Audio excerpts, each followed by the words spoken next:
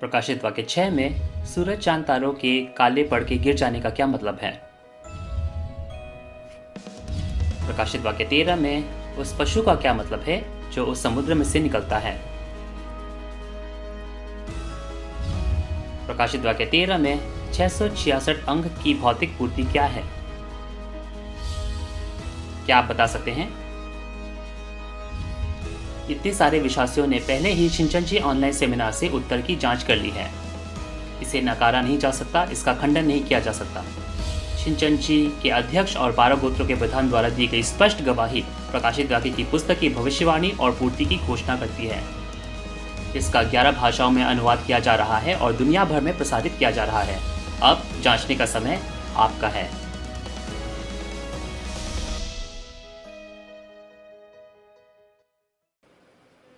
पादरी सेमिनार में भाग लेने वाले जितने भी सदस्य हैं जो पूरी दुनिया से आज शिनचेंजी के इस प्रकाशित वाक्य के भविष्यवाणी और पूर्ति के सेमिनार में जुड़े हैं, आप सभी का स्वागत है।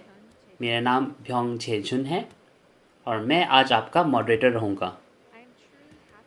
मैं आप सभी के साथ आज इस प्रकाशित वाक्य सेमिनार में जुड़ने के लिए बहुत खुश हूँ और ये प्रकाशित वाक्य का वचन जो 2000 साल से बंद था आज खुल जाता है और आज हमें इस सेमिनार के माध्यम से मिलने पाता है। हमें पूरी दुनिया से पादरियों से ये प्रश्न आ रहे हैं और वो बहुत ही इसमें रुचि ले रहे हैं कि ये प्रकाशित वाक्य के वचन हैं जो बंद थे अब कैसे खुल गए हैं और उसकी पूर्ति कहाँ और कैसे होती है।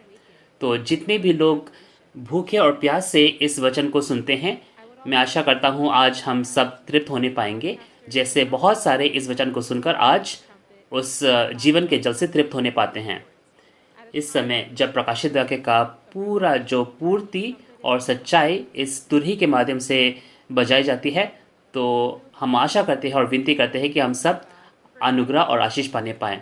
इस समय हम प्रकाशित वाक्य परमेश्वर की नई वाचा, उसके भविष्यवाणी और पूर्ति के बारे में जानेंगे और आज हम प्रकाशित वाक्य 11 के बारे में पढ़ेंगे। चलिए प्रार्थना करते हैं।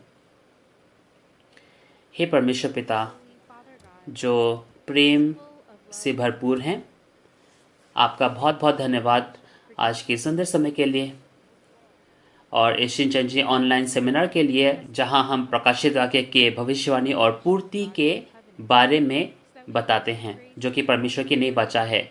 हम इस समय इस जीवन के जल को पाने पाएँ और तेरे अंदर हम एक होने पाएँ। ये वो समय है जब पूरी दुनिया इस भविष्यवाणी के वचन को जो यीशु मसीह ने 2000 साल पहले दिए थे आज पूरा होते देखते हैं और इसके बारे में सुनते हैं। तो जितने भी आज भाई और बहन इस वचन में आए हैं जो उस स्वर्ग के राज्य में प्रवेश करना चाहते हैं, हम सब इस वचन को पाने पाएँ और अनुग्रह और आशीष पाने पाएँ। इस समय अपने स्वर्ग के द्वार खोल और हमें ज्ञान और बुद्धि दे ताकि हम इन वचनों को अपने दिलों में मुहरित करने पाएँ। हम सभी परमेश्वर और यीशु मसीह के वादों पर विश्वास करते हैं और उस पर हम आशा करते हैं। परमेश्वर, हम विनती करते हैं कि ये समय वो समय हो जब हम बहुत सारा अनुग्रह पाने पाएँ और हम परमेश्वर के उद्देश्य और अपनी आशा को समझने पाएँ। आज जो हमारे गोत्र के प्रधान हैं वो जब गवाही देंगे तो उन्हें तो पवित्र आत्मा भेज और ये वो अनुग्रह का समय हो जब हम जो स्वर्ग में बहुत सारी आत्माएं हैं, अनगिनत आत्माएं हैं, उनके साथ एक होकर हम तेरे वचन में अंदर जाने पाएँ। ये सारी विद्या हम यीशु मसीह के नाम से मांगते हैं जो हमें मृत्यु से जीवन में लेके आए। आमीन। तो चलिए आज सेमिनार में आगे बढ़ते हैं। हम आपको बताना चाहते हैं कि आज का जो सेमिनार आयोजित किया जा रहा है ये कोविड-19 के रेगुलेशंस के अंतर्गत किया जा रहा है। आज आप प्रकाशित वाक्य 11 के बारे में पढ़ेंगे। हम प्रकाशित वाक्य 10 को जारी रखते हुए आज हमारे गोत्र के जो प्रधान हैं, जो मथियास गोत्र के प्रधान हैं, उनके माध्यम से हम प्रकाशित वाक्य सुनेंगे। प्रकाशित वाक्य 11 को अगर आप सारांश में देखेंगे तो हम 2 गवाह और आखिरी तुरही के बारे में पढ़ेंगे। यहाँ हम 2 गवाहों के बारे में जानेंगे जिसके साथ परमेश्वर हैं। अब ये किसके गवाह हैं? ये गवाह हैं तो किसके गवाह हैं और ये क्या करते हैं? और प्रकाशित वाक्य 10 में हमने देखा था कि जब आखिरी तुरही बजेगी तो तो परमेश्वर का जो भेद है वो पूरा हो जाएगा, जैसे कि उन्होंने अपने नबियों को पहले से ही बता दिया था। वो आखिरी जो तुरही है, 7वीं तुरही, ये प्रकाशित वाक्य 11 में बजती है। तो ये तुरही है क्या और ये क्या पूरा होता है? तो चलिए आज प्रकाशित वाक्य 11 में जो भेद है उसको समझने की कोशिश करते हैं। अब हम जो गोत्र के प्रधान हैं उससे बुलाएंगे, जो हमें प्रकाशित वाक्य 11 के जो भेद है उसके बारे में बताएंगे। तो चलिए तालियों के साथ स्वागत करते हैं।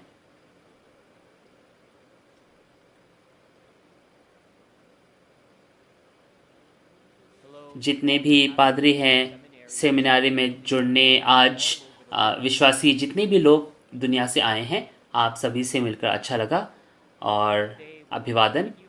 आज हम पिछले बार हमने जो पढ़ा था उसको हम जारी रखेंगे और आज प्रकाशित वाक्य 11 के बारे में आज हम पढ़ेंगे। आज हम प्रकाशित वाक्य परमेश्वर की भविष्यवाणी और पूर्ति परमेश्वर की नई वाचा के बारे में पढ़ेंगे। तो चलिए आज हम सब बाइबल के अंतर्गत होने पाएं और उसको पूरी तरह से समझने पाएं। प्रकाशित वाक्य 11 का जो शीर्षक है वो है 2 गवाह और 7वीं तुरही। 2 गवाह और 7वीं तुरही। तो आज का जो मुख्य संदर्भ है उसको 3 भागों में हम बांट देते हैं। हम 2 गवाह और उसके जो आखिरी तुरही है उसके बारे में जो रिश्ता है वो जानने पाएंगे और जो आखिरी तुरही है उसके बारे में भी जानने पाएंगे। तो चलिए 2 गवाह और 7वीं तुरही है, उनका क्या संबंध है? ये जो यीशु के 2 गवाह हैं, जब ये अपने गवाह को पूरा कर लेंगे तो जो पशु है वो उन्हें मार डालेगा, लेकिन 3.5 दिन बाद वे दोबारा जीवित हो जाएंगे और फिर वे 7वीं तुरही बजाएंगे और ये 7वीं तुरही के माध्यम से परमेश्वर के राज्य के जो रहस्य है वो खुल जाएंगे। ये आखिरी तुरही है क्या और इसके भेद क्या हैं? जैसे कि प्रकाशित वाक्य 10 के 7 में हमने पढ़ा था कि ये परमेश्वर के भेद हैं। तो मैं आशा करता हूं कि हम ये ध्यान में रखें कि ये परमेश्वर के भेद हैं जो पहले कभी भी नहीं सुने गए। और ये भेद किसके बारे में है? ये परमेश्वर के राज्य के बारे में है। जो दुनिया का राज्य है वो परमेश्वर का राज्य हो जाता है। ये प्रकाशित वाक्य 11 के 15 में लिखा हुआ है और ये सबसे ज़रूरी सामग्री है जो आज हम पढ़ेंगे। और क्योंकि ये दुनिया का राज्य हमारे परमेश्वर का राज्य बन जाता है, तो जो शहीदों की आत्माएं हैं वे भी पुनरुत्थान में प्रवेश करेंगी और जो जीवित हैं वे बदल जाएंगे और अनंत जीवन आने पाएगा। ये वही सामग्री है जो उस भेद में लिखी गई है, जैसे कि पहले कुरिन्थियों 15 उसके 51 से 54 में लिखी हैं। और इस 7वीं तुरही की वास्तविकता है क्या? अगर एक वाक्य में कहो तो हम ये कह सकते हैं कि ये 7वीं तुरही क्या है? नया यूहन्ना, नए नियम के जो वाचा के पादरी हैं। अब ये नया यूहन्ना है कौन? जैसे कि प्रकाशित वाक्य 10 में हमने देखा कि वे व्यक्ति हैं जिन्होंने वचन को पाया और प्रकाशित वाक्य के सभी घटनाओं को उन्होंने देखा और उन्होंने सुना, यानी कि वे गवाह हैं। यीशु मसीह ने जब वो मुहरबंद पुस्तक परमेश्वर से ली और उसे क्या है, उनके मुहरों को खोला, और जब वो पूरी तरह खुल गया तो एक व्यक्ति होता है जो सारी चीज़ें देखता और सुनता है। जैसे कि प्रकाशित वाक्य 1 के 2 में कहा है कि यूहन्ना ने परमेश्वर के सभी वचनों की गवाही दी जैसा कि उन्होंने देखा। और प्रकाशित वाक्य 22 के 8 में भी आप देखो तो कहा गया है कि मैं यूहन्ना हूं जो ये सारी चीज़ें देखता और सुनता है, इस प्रकाशित वाक्य के सभी घटनाओं को देखता है। यूहन्ना ने 2000 साल पहले भविष्यवाणी में इसे दर्शन में देखा, लेकिन नया यूहन्ना इसकी पूर्ति को देखता है, भौतिक पूर्ति को। तो चाहे कोई प्रकाशित वाक्य के भौतिक पूर्ति को देखना चाहे लेकिन उसे नहीं देख सकता। क्यों? क्योंकि वो पूरी नहीं हुई है। लेकिन जब पूरी होती हैं तब हम उसकी भौतिक पूर्ति को देख सकते हैं। तो आज परमेश्वर के राज्य और अनंत जीवन को पाने के लिए हमें इस प्रकाशित वाक्य को उस नया यूहन्ना से पाने की जरूरत है जिससे यीशु द्वारा वो प्रकाशित वाक्य का वचन मिला। क्योंकि ये यूहन्ना 17 के 3 में कहा है कि अनंत जीवन ये है कि हम सच्चे परमेश्वर को जाने और उसे जाने जिसे परमेश्वर ने भेजा है। लेकिन परमेश्वर को कैसे जान सकते हैं हम? जैसे कि मत्ती 11 के 27 में कहा है कि सिर्फ प्रकट वचन के माध्यम से हम प्रकाशित वाक्य और परमेश्वर को जान सकते हैं। सच्चे परमेश्वर को। जैसे कि प्रकाशित वाक्य 10 हम पढ़ चुके हैं, हम देख सकते हैं कि यीशु मसीह ने जो प्रकाशित वाक्य दिया वो यूहन्ना ने खाया और उसके पेट में है। इसीलिए आज हमें प्रकाशित वाक्य का जो प्रकट वचन है वो नया यूहन्ना से सीखने की जरूरत है, जो कि यीशु मसीह के वचन है, ताकि हम सही वचन और यीशु और परमेश्वर को जान सके और अनंत काल पा सकें। तो चलिए इस प्रकाशित वाक्य 11 के जो संदर्भ है उनमें चलते हैं। तो सबसे पहले ये कहा गया है कि एक मंदिर है जिसे मापना जरूरी है, जिसे नापना होगा, और 2 गवाह हैं। अब ये जो 2 गवाह हैं ये टाट ओढ़े हुए हैं, ये टाट पहने हुए हैं। ये यीशु के 2 गवाह हैं जिसे जो पशु है वो मार डालते हैं। पशु जो है इन 2 गवाहों को मार डालते हैं, लेकिन 3.5 दिन बाद उनमें जीवन का श्वास प्रवेश करता है और वो जीवित हो जाते हैं। उस समय 7वीं तुरही बजती है और फिर 7वीं तुरही के बजने से परमेश्वर का जो राज्य, उसका जो भेद खुल जाता है और परमेश्वर का राज्य स्थापित होने पाता है। तो ये जो 5 सामग्री है इसे हम याद रखते हैं। तो चलिए प्रकाशित वाक्य 11 उसका 1 और 2 पढ़ते हैं। फिर मुझे नापने के लिए एक सरकंडा दिया गया और किसी ने कहा, उठ, परमेश्वर के मंदिर और वेदी और उसमें भजन करने वालों को नाप ले, पर मंदिर के बाहर का आंगन छोड़ दे, उसे मत नाप, क्योंकि वह अन्य जातियों को दिया गया है और वे पवित्र नगर को 42 महीने तक रौंदेंगी। आपने अच्छा पढ़ा। तो आप देख सकते हैं कि ये जो अध्याय है ये प्रकाशित वाक्य 10 के साथ क्या है उससे जुड़ा हुआ है। और इसमें एक व्यक्ति कहता है कि मैंने देखा और मैंने सुना। कौन है ये व्यक्ति? हम देख सकते हैं कि भविष्यवाणी में इसे यूहन्ना ने देखा, लेकिन जब पूर्ति होती है तो नया यूहन्ना इन सभी चीज़ों को पूरा होते देखते हैं। तो इस आयत में उन्होंने कहा कि उन्हें एक सरकंडा दिया गया और सरकंडा दिए जाने के बाद उन्हें आज्ञा दी गई कि परमेश्वर के मंदिर को नापें और वहां में जो भजन करने वाले हैं उनको नापें।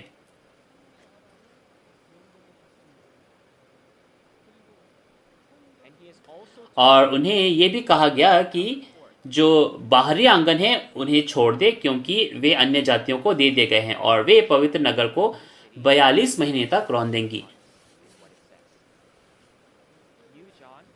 तो नया यूहन्ना को प्रकट वचन मिलने के बाद, खुली पुस्तक मिलने के बाद, जैसे कि प्रकाशित वाक्य 10 में हमने देखा था, प्रकाशित वाक्य 11 में उन्हें एक सरकंडा दिया जाता है और उन्हें कहा जाता है कि उस मंदिर और उसमें भजन करने वालों को नाप। तो ये सरकंडा है क्या फिर? चलिए सरकंडे को देखते हैं। जैसे कि एक लाठी, एक छड़ी एक साधन होता है जिसके माध्यम से लोग चल सकते हैं, लोग उस पर भार डाल सकते हैं, उसी प्रकार नया यूहन्ना जब ये विश्वासी जीवन पर चलता है तो उसे एक सरकंडा दिया जाता है। तो ये सरकंडा एक क्या है? आध्यात्मिक विश्वासी है जो उसकी मदद करता है। लेकिन ये व्यक्ति जो है एक सरकंडा है। सरकंडा बहुत कमज़ोर होता है, नाजुक होता है, उस पर आप निर्भर नहीं कर सकते। तो ये सरकंडा कौन है?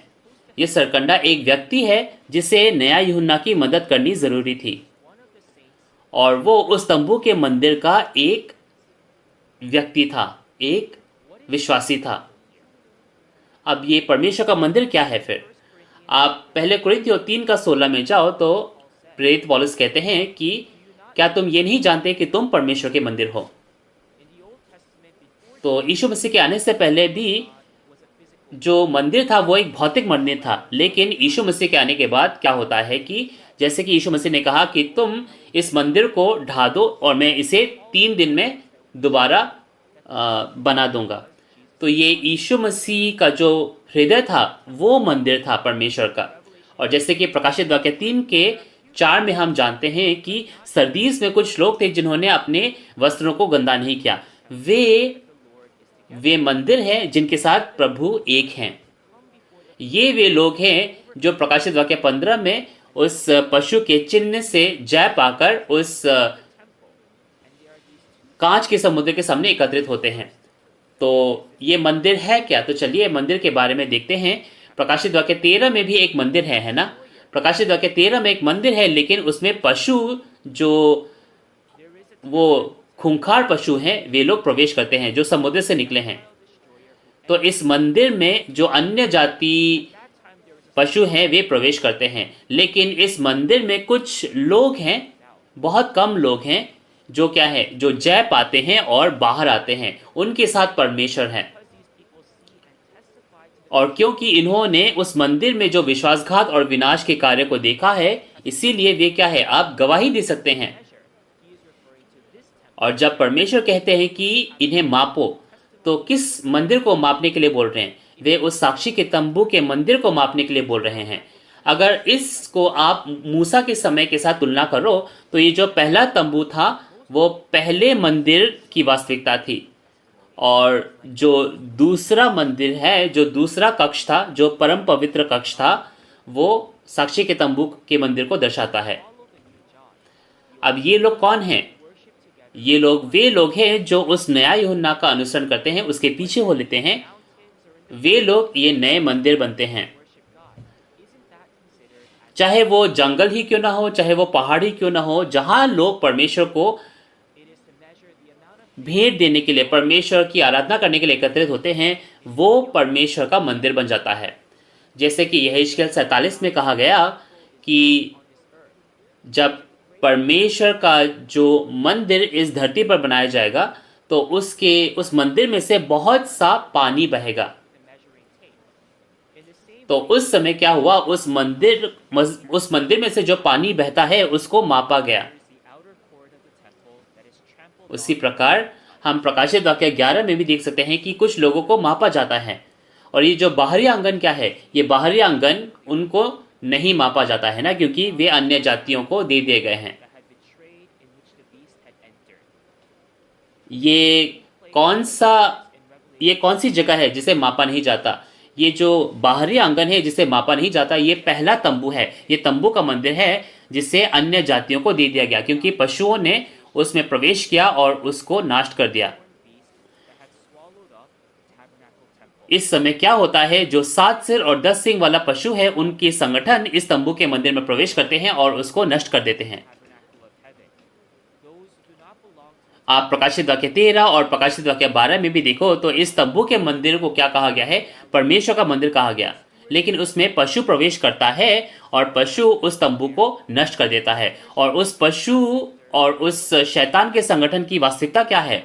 ये एक पादरी शिक्षा केंद्र था, जो उस समय क्या करता था, पादरियों को पढ़ाता था, जो बाकी लोगों को धर्मशास्त्र पढ़ाते थे।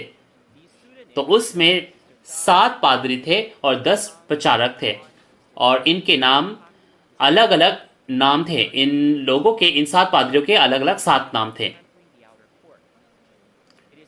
तो वे लोग उस बाहरी आंगन को 42 महीनों तक रौंदते हैं। क्या मतलब है रौंदने का? क्या मतलब है रौंदने का? मतलब है कि उनका न्याय होता है, क्योंकि उस तंबू के मंदिर में परमेश्वर का वचन नहीं सुना और उन्होंने क्योंकि पश्चाताप नहीं किया, तो परमेश्वर उनका न्याय करते हैं। और जैसे कि प्रकाशित वाक्य 13 के 5 में लिखा है कि जो अन्य जाति हैं वे परमेश्वर के लोगों के ऊपर 42 महीनों तक राज्य करेंगे। और जैसे कि मत्ती 24 के 22 में लिखा है कि उन दिनों जो परमेश्वर के लोग हैं, जो चुने हुए लोगों की खातिर वो दिन छोटे किए जाएंगे। और ये दिन छोटे किए जाने का मतलब हम यिर्मयाह 25 के 11 में देख सकते हैं कि जो इज़राइल के लोग थे, उन पर जो बाबुल का राज्य हुआ था वो 70 साल तक था। तो हम क्लेश का समय हम देख सकते हैं कि पुराने नियम में क्लेश का समय 70 साल तक था। लेकिन 70 साल तक अगर हम पर क्लेश आएगा तो हम सब मर जाएंगे, है ना। लेकिन प्रकाशित वाक्य में क्या है, ये जो क्लेश है ये बहुत ही कम कर दिया गया, ये सिर्फ 42 महीने तक कर दिया गया। तो ये बहुत ही बड़ी आशीष है। तो चलिए प्रकाशित वाक्य 11 उसका 3 से 4 पढ़ते हैं। और मैं अपने 2 गवाहों को यह अधिकार दूंगा कि टाट ओढ़े हुए 1260 दिन तक भविष्यवाणी करें। ये वे ही जैतून के 2 पेड़ हैं और 2 दीवट हैं जो पृथ्वी के प्रभु के सामने खड़े रहते हैं। और यदि कोई उनको हानि पहुंचाना चाहता है तो उनके मुंह से आग निकलकर उनके बैरियों को भस्म करती है, और यदि कोई उनको हानि पहुंचाना चाहेगा तो अवश्य इसी रीति से मार डाला जाएगा। आपने अच्छा पढ़ा। तो यहाँ पे जो संदर्भ है, यहाँ पे 2 गवाहों के बारे में बताया जा रहा है।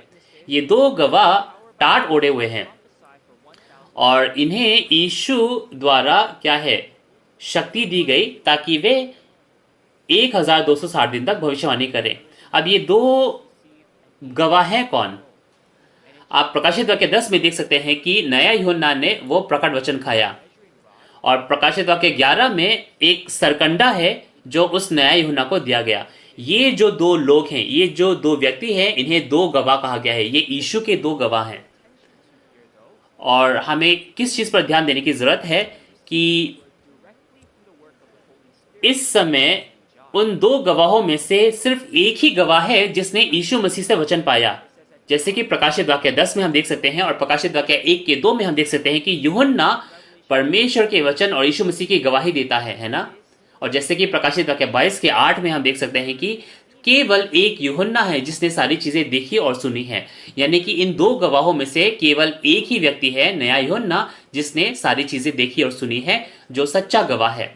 और उन्होंने टाट ओढ़े हुए हैं। टाट ओढ़े हुए का क्या मतलब है? टाट ओढ़ने का मतलब है कि वे क्या है, ऐसे वचन सुना रहे हैं जो लोगों को पश्चाताप करने को कहते हैं, और वे 1260 दिन तक भविष्यवाणी करते हैं टाट ओढ़े हुए।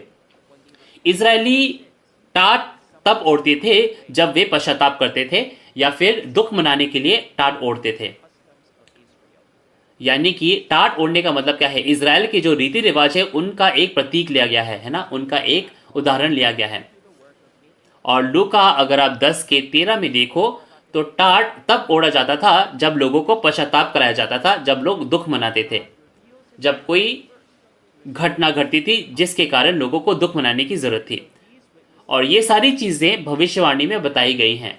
और ये भविष्यवाणी किसे मिलती है? परमेश्वर के नबियों को। जैसे कि आमोस 3 के 7 में लिखा है, परमेश्वर अपने नबियों को बिना बताए कुछ भी नहीं करता। उसी प्रकार ये जो दो गवाह हैं जिन्हें सारी चीजें मिली हैं, इन दो गवाहों को दो जैतून के पेड़ भी कहा गया। तब ये दो जैतून के पेड़ और जो दो दीवट हैं, ये क्या हैं? ये जो दो जैतून के पेड़ हैं, जैसे कि हम जानते हैं, ये आप जकारिया 4 में जाओ, ये दो गवाह हैं जो प्रभु के सामने उपस्थित होते हैं और ये पूरी पृथ्वी के प्रभु के सामने कार्य करते हैं। तो इन दो जैतून के पेड़ की जो गवाही है, जो यीशु की गवाही है, वे जो गवाही देते हैं वे यीशु मसीह के गवाही हैं। और ये जो दो गवाह हैं, ये जो दो दीवट भी हैं, ये परमेश्वर के सिंहासन के सामने जो दीवट हैं उनको भी दर्शाता है। तो ये जो दो दीवट हैं, ये जो दो गवाह हैं, इन्हें दो जैतून का पेड़ भी कहा गया। और इन्हें जैतून का पेड़ क्यों कहा गया? तो चलिए उसका उदाहरण हम देखते हैं। आप मत्ती 25 में जाओ तो हम देख सकते हैं कि दो प्रकार के क्या है, वे कुंवारियां थी। सिर्फ जो बुद्धिमान कुंवारियां थी, जो दीपक के साथ तेल भी तैयार करती हैं, वे ही उस विवाह भोज में प्रवेश करते हैं। और जैसे कि भजन संहिता 119 के 105 में लिखा है कि जो वचन है वो हमारा दीपक है, लेकिन तेल क्या है? तो चलिए चलते हैं निर्गमन उसके 27 में अगर आप जाओ तो जैतून को पीस कर उसमें से तेल निकालने को परमेश्वर ने कहा। आप लेवी व्यवस्था 24 के 1 से 3 में जाओ तो वही सामग्री लिखी हुई है। जैतून को पीस कर उसमें से तेल निकालने के लिए परमेश्वर ने मूसा और हारून को कहा। तो आप खुद देखो, जैतून के पेड़ में से जैतून निकलता है और जैतून में से जैतून का तेल निकलता है। यानी कि ये जो जैतून के पेड़ हैं, ये जो दो गवाह हैं, इनके जो गवाही का वचन है, ये जैतून का तेल है। तो इस समय जो उन दो गवाहों से जो उनकी गवाही का वचन सुनता है, वे बुद्धिमान कुंवारियां बन सकती हैं जिनके पास दीपक और तेल है। और इन दो गवाहों के मुंह से क्या है? आग निकलती है ना, और वे अपने दुश्मनों को भस्म कर देते हैं। तो क्या इन दो गवाहों के मुंह से सचमुच आग निकलेगा, भौतिक आग निकलेगा? ऐसा नहीं है। आप यिर्मयाह 5 के 14 में जाओ तो क्या कहा गया? ये कहा गया है कि परमेश्वर का वचन क्या है? एक आग के समान है ना, और वो आग जो है लोगों को भस्म कर सकता है। और जैसे कि ये भविष्यवाणी है, ये कब पूरा हुआ? आप लूका 12:49 में जाओ तो यीशु ने क्या कहा? यीशु ने कहा कि मैं इस दुनिया में आग लेकर आया हूं, आग लगाने आया हूं, और क्या चाहता हूं कि केवल कि अभी आग सुलग जाती। तो ये जो यीशु मसीह आग लेके आए थे, ये क्या है? ये एक अलंकारिक आग है जो वचन को दर्शाता है। और यीशु मसीह के उस वचन से जो दुश्मन थे उनको भस्म कर दिया गया। ये दुश्मन कौन है? ये दुष्ट आत्माएं हैं। और ये प्रकाशित वाक्य 16 में अगर आप जाओ तो ऐसा ही लिखा है कि जो अजगर है उस उनके मुंह से क्या है? जो अजगर है उनके मुंह से क्या निकलता है? उनके मुंह से दुष्ट आत्माएं निकलती हैं। तो दुष्ट आत्मा किसके द्वारा काम करती है? दुष्ट आत्मा उन झूठे पादरियों के द्वारा काम करती है, जो क्या है? दुश्मन के जो क्या है? बाधा के कार्य करते हैं। तो चलिए प्रकाशित वाक्य 11 उसका 6 पढ़ते हैं। उन्हें अधिकार है कि आकाश को बंद करें कि उनके भविष्यवाणी के दिनों में न बरसे, और उन्हें सब पानी पर अधिकार है कि उससे लहू बनाए, और जब जब चाहे तब तब पृथ्वी पर हर प्रकार की विपत्ति लाए।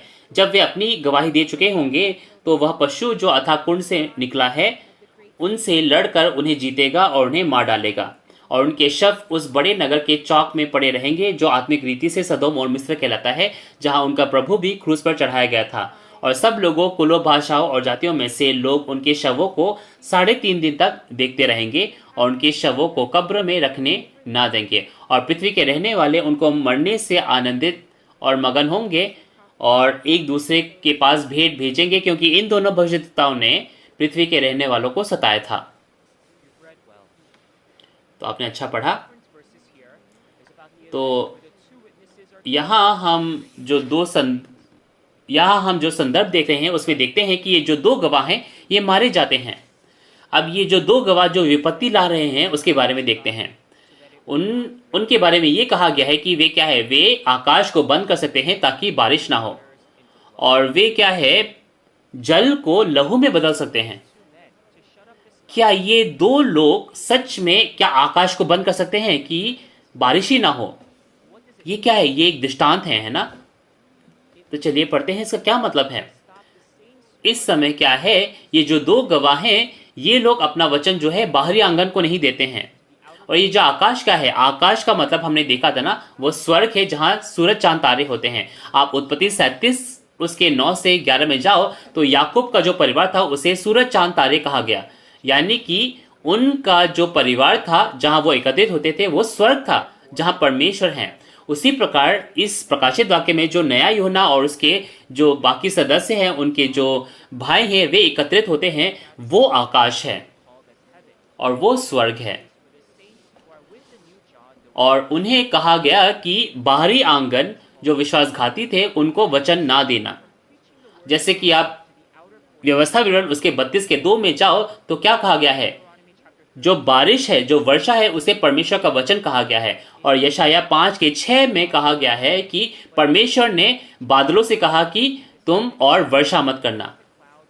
और परमेश्वर का वचन कैसे आता है? परमेश्वर का वचन जो है वो आत्मा से आता है ना। आत्मा, पवित्र आत्मा हमें वचन देता है, यानी कि पवित्र आत्माओं को यह अनुमति नहीं दी गई कि वो वचन दे। और पानी को लहू में बदलना, ये क्या है? हमने निर्गमन में भी देखा, मूसा ने उस नील नदी का जो पानी था उसे लहू में बदल दिया, और मिस्र के सभी पानी जो है लहू में बदल गए। और इसकी वास्तविकता प्रकाशित वाक्य में क्या हुई? उन 2 गवाहों ने, जो विनाशक है उनके झूठे जो वचन है उनको, जो पानी के समान है ना, जो नील के नदी के पानी के समान है, उनको लहू में बदल दिया, यानी कि अब उनकी जो झूठ है वो प्रकट हो गए और उसे कोई भी ना पी पाया। यहाँ हम देख सकते हैं कि जो 2 गवाह हैं वे जो झूठे पादरी हैं उनका खुलासा कर देते हैं। अब ये पशु है क्या जो उस कुंड में से निकला? अब ये कुंड क्या है? चलिए पढ़ते हैं। जैसे कि मैंने आपको ये स्क्रीन पर बनाया है, ये जो वाक्य में लिखता हूं इसका मतलब है कि कुंड का क्या है? कोई भी एक तल नहीं होता, उसका कोई अंत नहीं होता है ना। तो यानी कि कुंड का मतलब क्या है? एक गड्ढा जिसका कोई अंत नहीं, जो क्या है, परमेश्वर के वचन को समान ही सकता। यानी कि ये जो कुंड है ये क्या है, ये कुंड शैतान का जो घर है, जहां शैतान के पादरी रहते हैं, उन्हें कुंड कहा गया। जैसे कि प्रकाशित वाक्य 9 में भी हमने देखा था कि जो कुंड है, जो अथाह कुंड है, उसमें से जो विनाशक जो टिड्डियां हैं वो निकलती हैं। और जैसे कि पशु कौन है, अब पशु कौन है, पशु का मतलब एक व्यक्ति जो परमेश्वर के वचन को नहीं समझता, उसे पशु कहा गया है। यानी कि ये कोई भौतिक पशु नहीं है, ऐसे व्यक्ति जो परमेश्वर की युक्तियों को, परमेश्वर के वचन को नहीं समझता, वे पशु हैं। यानी कि यहाँ पे जो पशु है प्रकाशित वाक्य में, वे शैतान के पादरी हैं।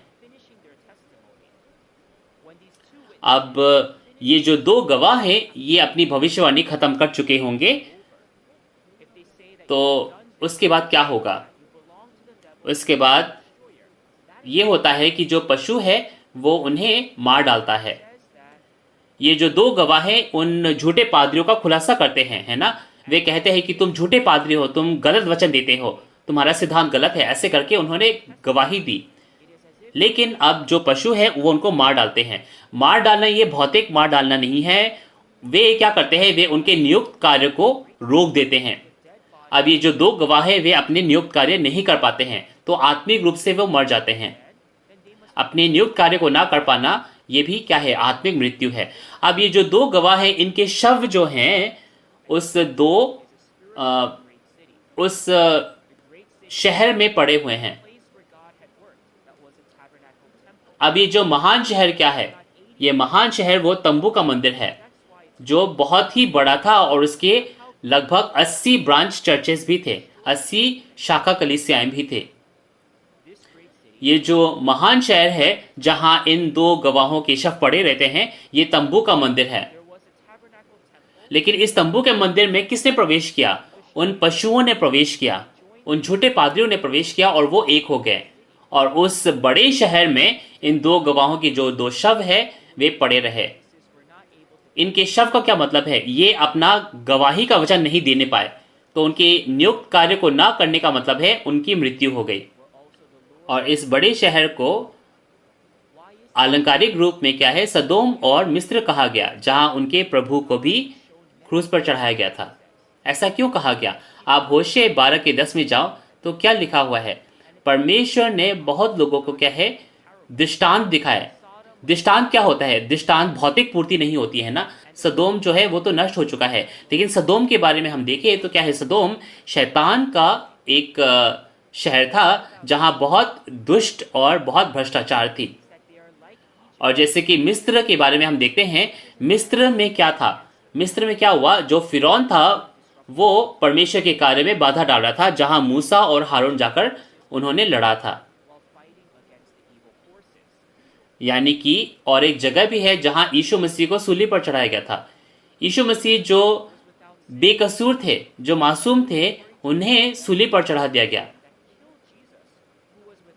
जैसे कि मत्ती 16 के 21 में हम देख सकते हैं कि यीशु ने कहा कि वे यरूशलेम जाएंगे और वहां उन्हें मार डाला जाएगा और वो 3 दिन बाद दोबारा जीवित हो जाएंगे। उसी प्रकार ये जो दो गवाह है, इन्हें मार डाला जाता है। ये बेकसूर थे, ये मार डाले जाते हैं, लेकिन ये जो दो गवाह हैं ये भी 3 दिन बाद, 3.5 दिन बाद दोबारा जीवित हो जाते हैं। लेकिन दूसरे आगमन के समय में ये जो दो गवाह हैं, ये भौतिक रूप में नहीं मरते, ये आत्मिक रूप में मरते हैं। और अब इस दो गवाह की जो शव है, इनके शवों को जो लोग हैं, पृथ्वी के लोग हैं, वो क्या है, 3.5 दिन तक उनके शवों को देखते रहते हैं। और ये जो लोग कौन हैं? ये लोग कौन हैं? जो अलग अलग भाषा कुल लोग हैं, ये लोग कौन हैं? ये लोग उस तंबू के मंदिर के सदस्य हैं। जैसे कि प्रकाशित वाक्य 13 के 7 में कहा है कि जो तंबू के मंदिर के लोग हैं, उनके ऊपर जो पशु है, जो शैतान है, वो उन पर राज्य करता है। तो कहा गया है कि वे लोग जो है, जो लोगों, कुलों, भाषाओं और जातियों में से हैं, वे उनके शवों को 3.5 दिन तक देखते रहेंगे। तो क्योंकि ये जो दो गवाह हैं, ये आत्मिक रूप से मर जाते हैं, ये भविष्यवाणी नहीं कर पाते हैं, इसीलिए अपने नियुक्त कार्य को पूरा नहीं कर पाते हैं, इसीलिए उनकी आत्मिक मृत्यु हो जाती है। और जो तंबू के मंदिर के लोग हैं वे उनको 3.5 दिन तक देखते हैं। और इसकी वास्तविकता कैसे पूरी हुई? जब तक ये पूरी नहीं हुई थी कोई नहीं जानता था, लेकिन जब पूरी होती है तो वास्तविकता प्रकट होती है। ये जो 3.5 दिन है इसकी वास्तविकता हम देखते हैं कि ये 30 जनवरी 1981 से लेकर 2 फरवरी 1981 को पूरी हुई थी। और कहा गया है कि 3.5 दिन तक वे उनके शव को क्या है उनके शवों को 3.5 दिन तक वे देखते रहते हैं और उन्हें कब्रों में रखने ना देंगे। एक कब्र का क्या मतलब है? चलिए पढ़ते हैं। पहले आगमन में यीशु मसीह ने कब्र का क्या मतलब कहा। यीशु मसीह ने उन फरीसी सदूकियों को कहा कि तुम चूना मारी हुई क्या है कब्र के समान हो। यानी कि उस समय जो फरीसी सदूकियों का उनका जो संगठन था वो क्या था? वो एक कब्र के समान था। और वो बाहर से क्या है? बाहर से चूना मारे हुए थे। बाहर से वो बहुत सुंदर थे, लेकिन अंदर से क्या थे? अंदर से सड़े हुए थे। उसी प्रकार इन 2 गवाहों को क्या है? कब्र में नहीं डाला गया। कब्र में नहीं डाला गया मतलब उस तंबू के मंदिर में उनको एक नहीं होने दिया गया। क्या आप ऐसे लोगों को अपने संप्रदाय में या अपने चर्च में जोड़ना चाहोगे जो आपको कहते हैं कि आप झूठे हो, आप झूठ बोल रहे हो? आप उन लोगों को अपने साथ एक साथ होने नहीं दोगे, है ना? उसी प्रकार क्योंकि अब ये जो 2 गवाह है इन्होंने अपनी भविष्यवाणी रोक दी, तो अब क्या है? जो तंबू के मंदिर के सदस्य है वे हर्षोल्लास के साथ, वे बहुत ही खुशी के साथ क्या है? एक दूसरे के साथ वचन बांटते हैं, जो कि एक भेंट के समान है। तो चलिए 11 से आगे पढ़ते हैं। परंतु 3.5 दिन के बाद परमेश्वर की ओर से जीवन का श्वास उनमें बैठ गया और वे अपने पांवों के बल खड़े हो गए और उनके देखने वालों पर बड़ा भय छा गया और उन्हें स्वर्ग से एक बड़ा शब्द सुनाई दिया, यहाँ ऊपर आओ। यह सुन वे बादल पर सवार होकर अपने बैरियों को देखते देखते स्वर्ग पर चढ़ गए। उसी घड़ी एक बड़ा भूकंप हुआ और नगर का 10वां भाग गिर पड़ा और उस भूकंप के 7,000 मनुष्य मर गए और शेष डर गए और स्वर्ग के परमेश्वर की महिमा की। दूसरी विपत्ति बीत चुकी, अब तीसरी विपत्ति शीघ्र आने वाली है। तो ये उन 2 गवाहों के कार्य के बारे में बताता है जिनको क्या है? जिनको जीवन का श्वास मिला और 3.5 दिन बाद वे दोबारा जीवित हो गए। अब ये जीवन का श्वास है क्या?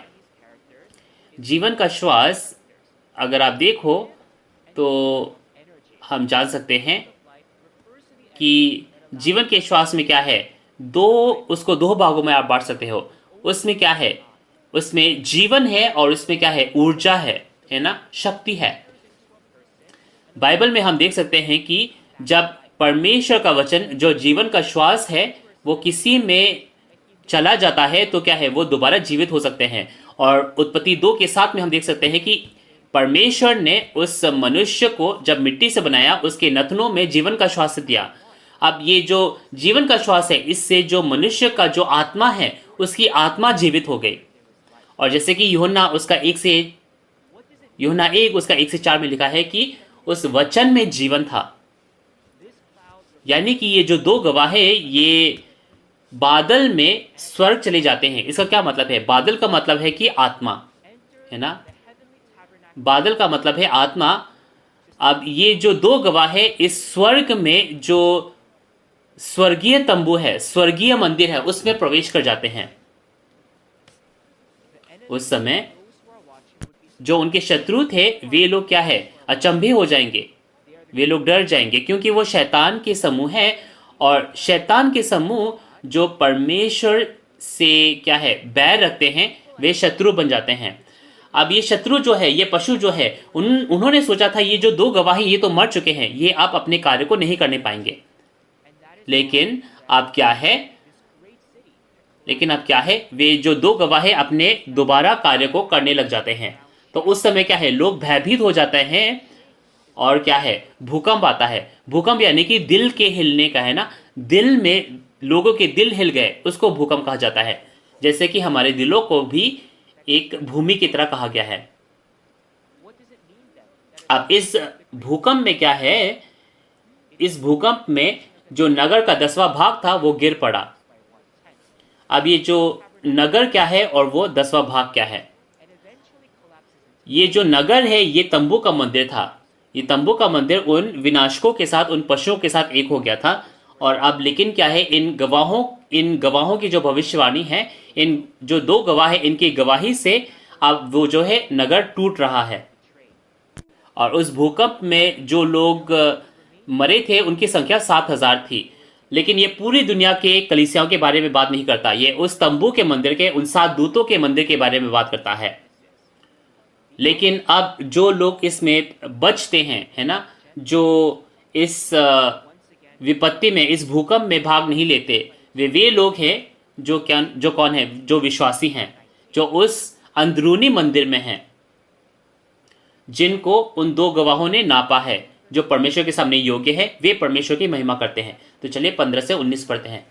जब 7वें स्वर्गदूत ने तुरही फूकी तो स्वर्ग में इस विषय के बड़े बड़े शब्द होने लगे, जगत का राज्य हमारे प्रभु का और उसके मसीह का हो गया, और वह युगानुयुग राज्य करेगा। और 24 प्राचीन जो परमेश्वर के सामने अपने सिंहासन पर बैठे थे, मुंह के बल गिरकर परमेश्वर को दंडवत करके ये कहने लगे, हे सर्वशक्तिमान प्रभु परमेश्वर जो है और जो था, हम तेरा धन्यवाद करते हैं कि तूने अपनी बड़ी सामर्थ्य को काम में लाकर राज्य किया है। अन्य जातियों ने क्रोध किया और तेरा प्रकोप आ पड़ा, और वह समय आ पहुंचा है कि मरे हुओं का न्याय किया जाए, और तेरे दास भविष्यद्वक्ताओं और पवित्र लोगों को और उन छोटे बड़े को जो तेरे नाम से डरते हैं बदला लिया जाए, और पृथ्वी के बिगाड़ने वाले नाश किए जाए। और परमेश्वर का जो मंदिर स्वर्ग में है वह खोला गया, और उसके मंदिर में उसकी वाचा का संदूक दिखाई दिया। बिजलियां, शब्द, गर्जन और भूकंप हुए और बड़े ओले पड़े। जी हाँ, आपने अच्छा पढ़ा। तो ये जो हमने सामग्री पढ़ी वो 7वीं तुरही के बारे में है और परमेश्वर के राज्य के बारे में है।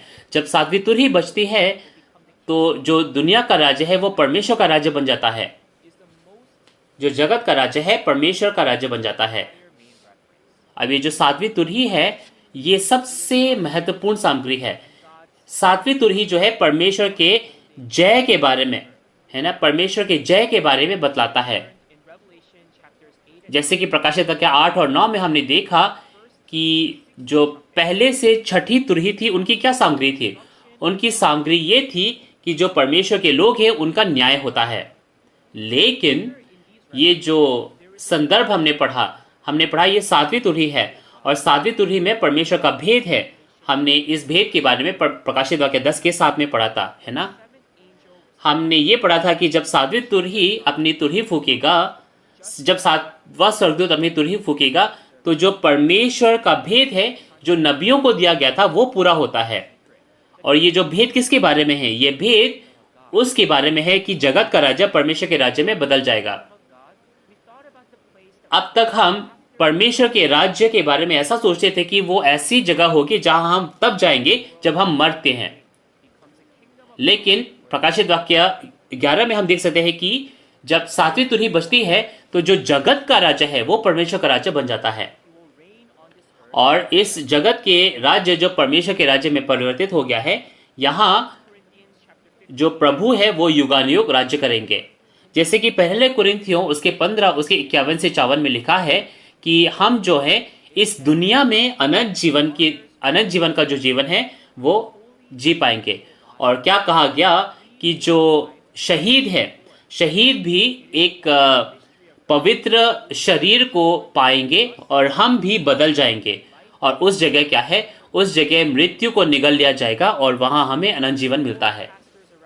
तो दुनिया में जितने भी पादरी हैं, जितने भी थियोलॉजियंस हैं, जितने भी विश्वासी हैं, आप ऐसा मत सोचो कि ये बहुत ही अजीब है, हमने इसके बारे में ध्यान से कभी सोचा ही नहीं, कभी पढ़ा ही नहीं। ये सिर्फ परमेश्वर का भेद था, इसीलिए सिर्फ परमेश्वर ही इसके बारे में जानते थे। लेकिन इस समय हम अपने दिलों को खोल सके और इस प्रकाशित वाक्य के जो अनंत जीवन का जो आशीष है उसमें प्रवेश कर सके। तो इस पुनरुत्थान में प्रवेश करने के लिए, इस अनंत जीवन में प्रवेश करने के लिए सभी मानव जाति को इस 7वें तुरही को सुनने की जरूरत है, और हमें इस परमेश्वर यीशु और जो भेजा गए हैं उनको जानने की जरूरत है। जैसे कि यूहन्ना 17:3 में पढ़ा है कि अनंत जीवन को पाने के लिए हमें क्या है, सच्चे परमेश्वर को जानने की जरूरत है, और उसे जानने की जरूरत है जो परमेश्वर द्वारा भेजा गया। और मत्ती 11:27 में हम देख सकते हैं कि सिर्फ पुत्र और जिसकी अनुमति पुत्र जिनको देता है वे ही परमेश्वर को जान सकते हैं। उस समय पहले आगमन में जो परमेश्वर का वचन था सिर्फ यीशु मसीह के माध्यम से जाना जा सकता था, लेकिन इस समय यीशु मसीह का प्रकाशित वाक्य किसके पास है? हम देखते हैं कि यीशु मसीह अपना प्रकाशित वाक्य नया यूहन्ना को देते हैं। जो नया नियम है, प्रकाशित वाक्य है, जो यीशु मसीह ने खोला, वो यीशु मसीह ने किसको दिया? नया यूहन्ना को दिया, और नया यूहन्ना को उसे खाने के लिए कहा गया। तो इस समय हमें नया यूहन्ना को सुनने की जरूरत है और प्रकाशित वाक्य जानने की जरूरत है, ताकि हम अनंत जीवन में प्रवेश कर सकें। तो तब क्या होगा? जब ये जगत का राज्य परमेश्वर के राज्य में बदल जाएगा, तब क्या होगा? तब जो अन्य जाति हैं, है ना, वे उनको गुस्सा आएगा, है ना, वे क्रोध हो जाएंगे। क्योंकि क्या है? क्योंकि उनसे उनका राज्य छीन लिया गया है ना। लेकिन आप खुद सोचो, क्या परमेश्वर ने ही सारी सृष्टि नहीं बनाई? हाँ, लेकिन इस समय क्या होता है? परमेश्वर अपने राज्य को वापस शैतान से ले लेते हैं। तो इस समय हमें ये जानने की जरूरत है कि परमेश्वर का जो राजा आता है वो कैसे पूरा होता है। उसके बारे में हम प्रकाशित वाक्य 16 से 18 में पढ़ेंगे। जब जो अन्य जाति हैं, जो विनाशक है, उनका न्याय होता है, वो प्रकाशित वाक्य 16 से 18 में हम पढ़ेंगे। जब सातवीं तुरही बजाई जाएगी तो जो अन्य जाति हैं वे क्रोधित हो जाएंगे, लेकिन जो परमेश्वर के नाम से भय खाते हैं उन्हें क्या है? उन्हें पुरस्कृत किया जाएगा। किस तरह का पुरस्कार उन्हें मिलता है? उन्हें वो 12 आशीषें मिलेंगी जो प्रकाशित वाक्य 2 और 3 में लिखी गई थी, और इसके बारे में हम प्रकाशित वाक्य 19, 20 और 21 में अच्छे से पढ़ेंगे। हम देख सकते हैं कि उस विवाह भोज में जहां आत्मा और शरीर एक हो जाते हैं और परमेश्वर का राज्य जो आत्मिक रूप से इस धरती पर आता है, उसके बारे में हम पढ़ने पाएंगे। तो मैं सभी से एक प्रश्न पूछना चाहता हूं, जितने भी पादरी हैं, जितने भी विश्वासी हैं, जितने भी लोग यहाँ एकत्रित हुए हैं, जितने भी संत हैं, क्या आप गुस्सा होंगे जब सातवीं तुरही की आप आवाज सुनेंगे? तो क्या आप गुस्सा होंगे क्या, या फिर आपको क्या है, पुरस्कार दिया जाएगा? आप खुद सोचो। मैं आशा करता हूं कि हमें क्या है, प्रकाशित वाक्य 2 और 3 में जो आशीष बोले गए हैं वो हम सबको मिलने पाए, ताकि हम सब उस अनंत जीवन में और ईश्वर के राज्य में प्रवेश करने पाए। तो चलिए आखिरी आयत पढ़ते हैं। और परमेश्वर का जो मंदिर स्वर्ग में है वह खोला गया, और उसके मंदिर में उसकी वाचा का संदूक दिखाई दिया। बिजलियां, शब्द, गर्जन और भूकंप हुए और बड़े ओले पड़े। तो ये क्या है? ये परमेश्वर का जो मंदिर स्वर्ग में खोला गया है। इसका क्या मतलब है? इसका मतलब ये है कि पूरी दुनिया में जो परमेश्वर का जो नया मंदिर है उसके बारे में जोर शोर से प्रचार होता है। जब तक ये भविष्यवाणी पूरी नहीं हुई थी, तब तक हम इसकी गवाही नहीं दे सकते थे। लेकिन जब पूर्ति हो जाती है तो हमें इसकी पूर्ति के बारे में जानने की जरूरत है। जैसे कि यूहन्ना 14:29 में यीशु मसीह ने कहा कि इन चीजों के होने से पहले मैंने तुम्हें बता दिया है, ताकि जब वे हो तो तुम विश्वास कर सको। तो चलिए इसकी पूर्ति के बारे में देखते हैं। ये जो पूर्ति होती है, ये शिनचन जी यीशु की कलीसिया वाचा के तंबू का मंदिर है। शिनचन जी यीशु की कलीसिया, जैसे कि प्रकाशित वाक्य 21:1 में आप देख सकते हैं, नया आकाश और नई पृथ्वी के हिसाब से पूरी हुई है, जो यीशु की कलीसिया है। और आज वे प्रकाशित वाक्य के जो भविष्यवाणी में जो विश्वासघात और विनाश हुआ है उसके बारे में गवाही देते हैं। इसीलिए ये साक्षी के तंबू का मंदिर है, गवाही के तंबू का मंदिर है, और इसकी स्थापना 14 मार्च 1984 में पूरी हुई। जैसे कि आप देखते हैं कि ये चित्र में जैसा देखा गया है, उसी प्रकार इसके बारे में पूरी दुनिया में आज प्रचार होता है। आज जिस वर्ष में हम हैं, ये 38वां वर्ष है। आज हम पूरी दुनिया में शिनचन जी का प्रचार करते हैं, जो प्रकाशित वाक्य के भविष्यवाणियों और पूर्ति के बारे में गवाही देते हैं, जिसके परमेश्वर और यीशु इंतजार कर रहे हैं इस दुनिया में बनाने के लिए। अब क्या है, परमेश्वर का जो मंदिर है वो इस समय खुल जाता है, और उस मंदिर के अंदर क्या है वो हम देख सकते हैं, है ना। हम देख सकते हैं कि वाचा का संदूक है, और बिजलियां हैं और शब्द हैं और गर्जन है और भूकंप हुए। और क्या है, एक बड़ा ओला है ना, बड़े ओले पड़े। अब ये वाचा का संदूक क्या है? वाचा का संदूक वो है जिसके अंदर परमेश्वर की वाचा थी। और बिजलियों का क्या मतलब है? बिजलियों का मतलब है कि जो आत्माओं की जो गतिविधि है उसके बारे में। आत्माएं बिजलियों की तरह कार्य करती हैं। तो आत्माओं की जो गतिविधि है वो बिजलियां हैं। और ये जो शब्द हैं, ये शब्द और गर्जन है, ये क्या है? ये शब्द और गर्जन परमेश्वर के वचन के बारे में बताता है जिसमें अधिकार है। और ये बड़ा ओला क्या है? ये बड़ा ओला क्या है? लोग कहते हैं कि ये एक परमाणु बम है ना, ये परमाणु हथियार है, ऐसा कहते हैं वो। तो ये अगर परमाणु बम होता तो एक गोदाम में होता, ये परमेश्वर के मंदिर में नहीं होता। ये क्या है? ये लोगों की शिक्षाएं हैं, लोगों के वचन हैं। आप देखो, ओला क्या होता है? ओला वर्षा की तरह होता है ना।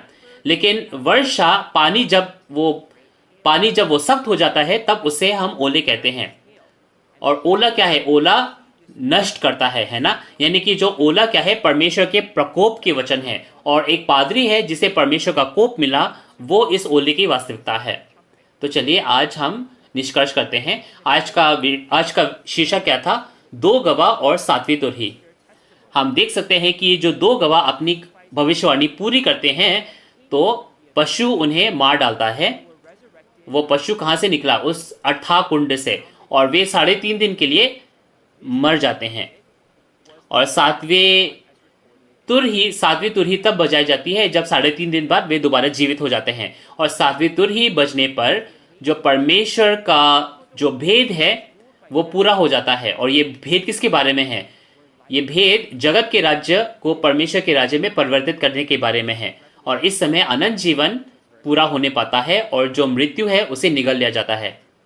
क्योंकि परमेश्वर का राज्य अब पूरा हो जाता है तो जो परमेश्वर में मरे हैं वो उनको एक नया शरीर मिलता है। और जो जीवित है इस समय वे बदल जाते हैं और उस पुनरुत्थान में प्रवेश करते हैं, जिसके बारे में पौलुस ने पहले कुरिन्थियों 15 उसके 51 से 54 में लिखा है।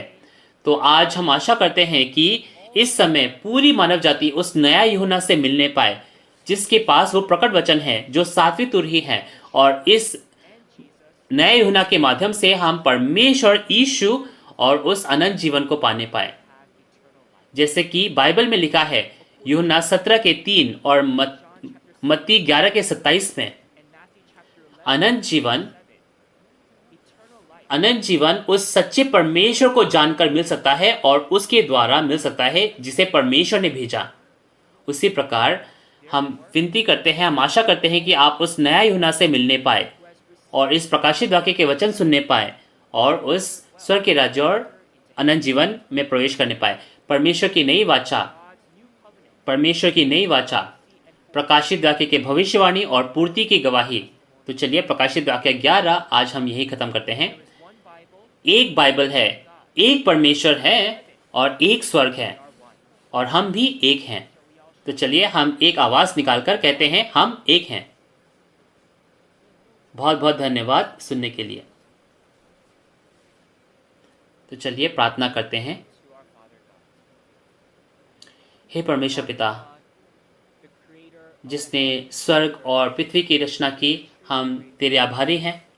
इस समय जब हम प्रकाशित वाक्य के भविष्यवाणी और पूर्ति की गवाही देते हैं जिसकी परमेश्वर तुझे और यीशु को कब से कामना थी, और आज जो अध्यक्ष हैं उससे ये प्रकट वचन मिला और आज जिसने सारी चीज़ें देखी और सुनी उसके बारे में वे पूरी दुनिया को गवाही देते हैं। और इस समय जो 12 गोत्र के प्रधान हैं वे भी आज गवाही देते हैं जिनको वाचा के पादरी ने पढ़ाया।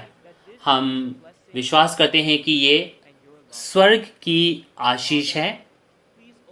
हे परमेश्वर पिता, इस समय हमारे जो दिल हैं उनको खोल और पवित्र आत्मा के द्वारा हमारा नेतृत्व कर, ताकि जितने भी पादरी हैं और जितने भी सदस्य हैं वे इस वचन को सुनकर इसको जान सके और समझ सके।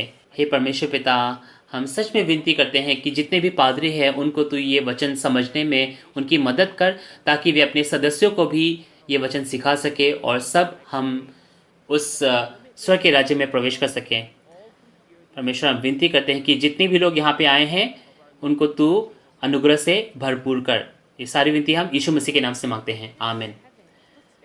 ये जो लाल अजगर है जो स्वर्ग में प्रवेश करता है वो बहुत ही अजीब दिखता है ना? तो हमें जानने की जरूरत है कि ये जो लाल अजगर है ये कौन है जो स्वर्ग में प्रवेश करता है। अब ये जो नर बच्चा है ये कौन है जिसे लोहे का राजदंड मिला? ये हम ईसाई लोगों के लिए समझने के लिए बहुत ज़रूरी है। इस गुरुवार जो मत्ती गोत्र के प्रधान हैं वे हमें प्रकाशित वाक्य 12 के बारे में गवाही देंगे। प्रकाशित वाक्य 12 उस युद्ध के बारे में है जो अजगर और परमेश्वर के बीच लड़ा जाता है। तो उस समय भी हम इसी समय मिलेंगे। तो मैं आशा करता हूँ आप उस समय भी आने पाए और प्रकाशित वाक्य के बारे में पूरी तरह से जानने पाए जो आज हम सभी विश्वासियों को जानने की ज़रूरत है। आज पूरी दुनिया इस प्रकाशित वाक्य के गवाही के सेमिनार से क्या है, बहुत रुचित है। लोग इसमें बहुत रुचि ले रहे हैं और बहुत सारे पादरी इसको सुनकर बहुत ही उत्साहपूर्वक हमसे संपर्क करते हैं। अगर आप भी हमसे संपर्क करना चाहते हैं तो आप इन नंबर्स पर हमसे कांटेक्ट कर सकते हैं। हम आपको शिनचन जी और शिक्षाओं के बारे में विस्तार से बताना चाहेंगे। तो चलिए हम प्रभु प्रार्थना के साथ अंत करते हैं।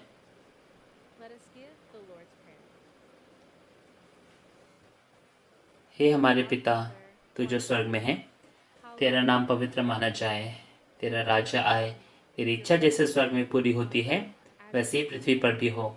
हमारे दिन भर की रोटी आज हमें दे, और जिस प्रकार हम अपने अपराधियों को क्षमा करते हैं वैसे हमारे अपराधों को क्षमा कर, और हमें परीक्षा में ना ला परंतु बुराई से बचा, क्योंकि राज्य और पराक्रम और महिमा सदा तेरे ही हैं।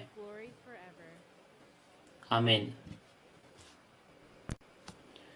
तो आज हम शिनचन जी ऑनलाइन सेमिनार प्रकाशित वाक्य के भविष्यवाणी और पूर्ति परमेश्वर की नई वाचा उसका अंत करते हैं। सभी को जुड़ने के लिए बहुत बहुत धन्यवाद।